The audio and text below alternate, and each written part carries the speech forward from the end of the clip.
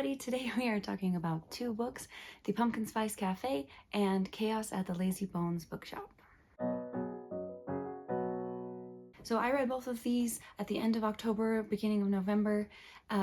They are very popular currently, and so I thought they would be a great mood read for the October spooky season and the fall season, and I thought that I would just review them at the same time, that it would be easier that way. First impressions, I will say that I liked the Pumpkin Spice Cafe better than Chaos at the Lazy Bones Bookshop. The Pumpkin Spice Cafe is a romance novel about our two main characters, Logan and Jeannie.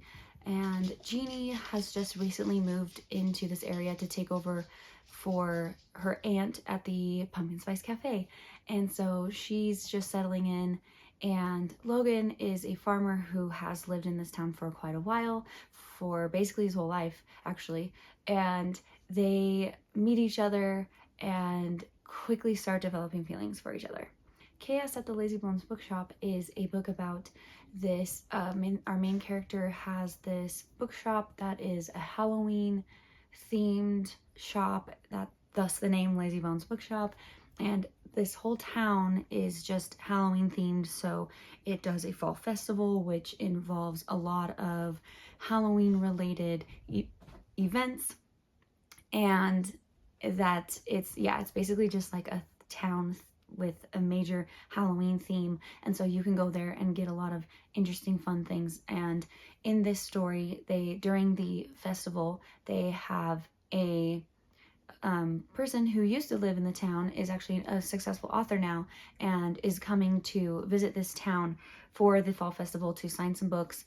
And at the same time, there is this ghost hunters kind of TV show that wants to film in this town and film some haunted places.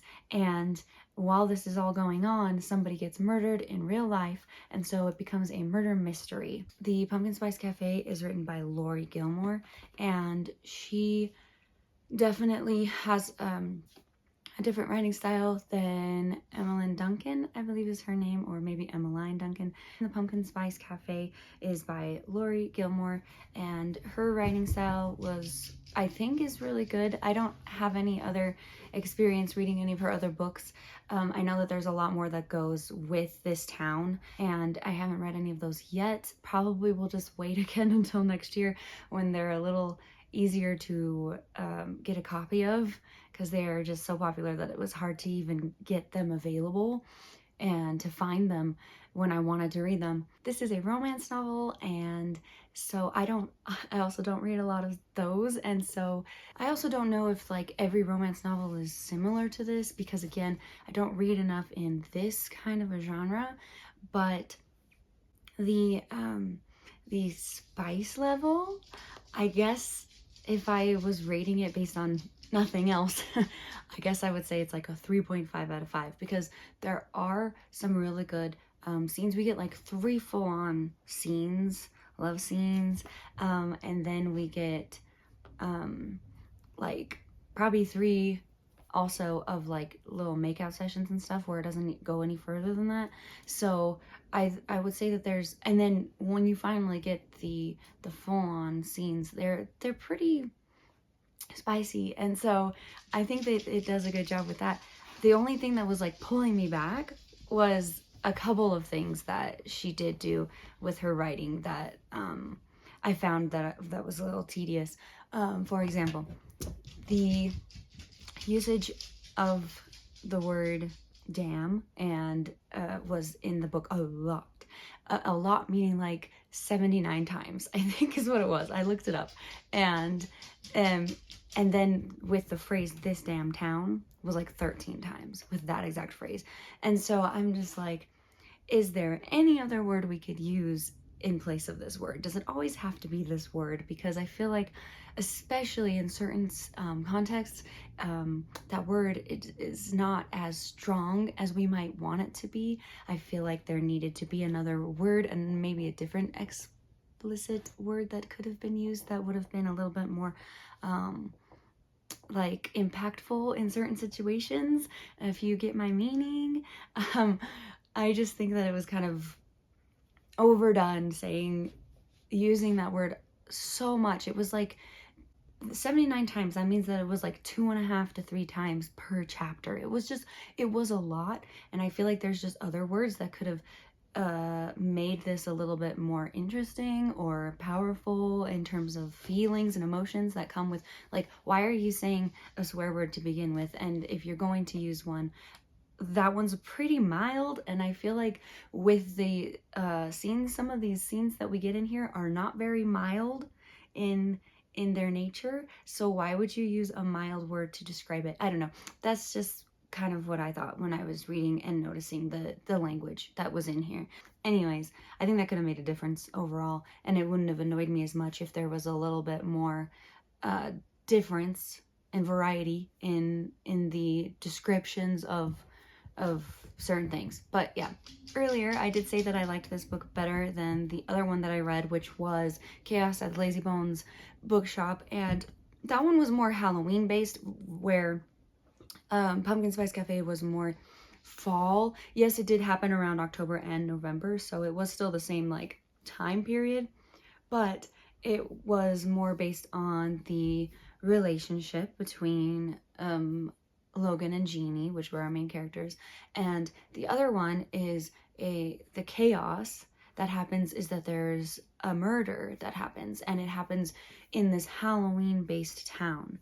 And I think that it's really cool to have a theme around Halloween and have this whole town be Halloween themed. All the bookshops and the coffee shops and just every single place you go has like this little pun in the name, and it's related to Halloween. And I think that's fun and cool and everything. But unfortunately, I feel like it would have been more worth my time to just go watch Halloween Town or something, because you get the same feeling from that movie.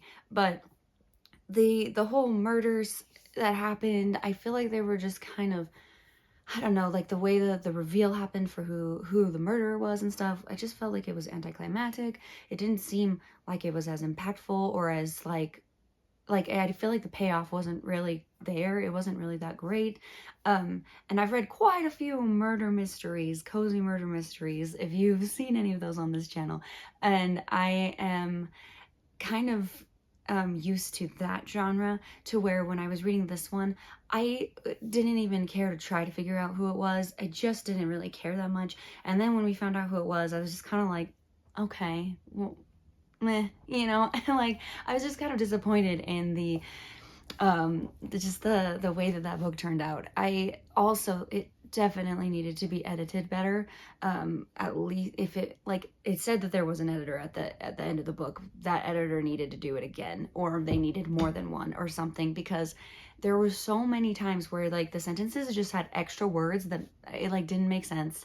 There were times where she would say almost the exact same thing, like here, and then like on the same page and like 2 paragraphs down, the same exact like metaphor was used or whatever. Like it was like it just didn't seem very creative. And yeah, the variety wasn't there because there were just so many things that were repeated.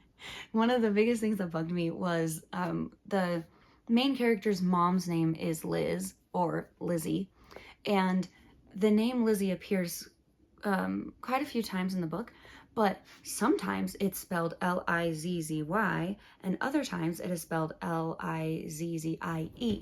And I'm just thinking, why are there 2 different spellings for this person's name? Why is there no consistency on a character spelling? That doesn't make any sense to me. Like, Liz versus Lizzie, okay, sure, that's like a nickname, that's another way of saying the name. But Lizzie versus Lizzie, and they're just spelled differently, that makes no sense. I don't know why there were 2 different spellings of the same person's name. It wasn't like 2 different Lizzies we were talking about, it was the same Lizzie. That was just really, it just seemed like that should not have been passed over. Like, how did that not get caught? And yeah, so there was just a lot of things in this book that needed some improvements, and I just felt like it wasn't gripping me very much. Just the way that the story was being told, it just didn't seem very intriguing, and the way that the writing style was, that one was a little disappointing. And then I read the Pumpkin Spice Cafe afterwards, after that one. there was like an immediate difference in the style and the writing, and it just was a lot better. And I think that even though it wasn't, it like, you know, murder mystery versus romance, like they're not really related at all. But I will say that if you're wanting to read something that has fall vibes, definitely The Pumpkin Spice Cafe. If you're wanting something that's Halloween vibes, I don't know that this is something that, like, it seems like it's going to be all cozy and stuff because it's about a bookshop and everything, but it just kind of landed flat. So if you want something better, yeah, just go watch a movie about Halloween, or about a Halloween town, or you can just pick up another book. I don't really have a recommendation for a Halloween specific book that is like Halloween themed in the same way that this is, but I just think that this one is probably gonna like be underwhelming for you if you're looking for something to really shock you or awe you or wow you or whatever. I don't think that this is gonna be it. So anyways, those are my thoughts on those 2 books that I read this October. If you've read one of them, let me know what you think. Do you like the books better than I did? How did you feel about the Lazybones bookshop? Like, do you feel the same? Did the writing not bother you as much as it bothered me? Let me know. Yeah, but thank you so much for watching. I appreciate you, and I'll see you in the next one. Bye.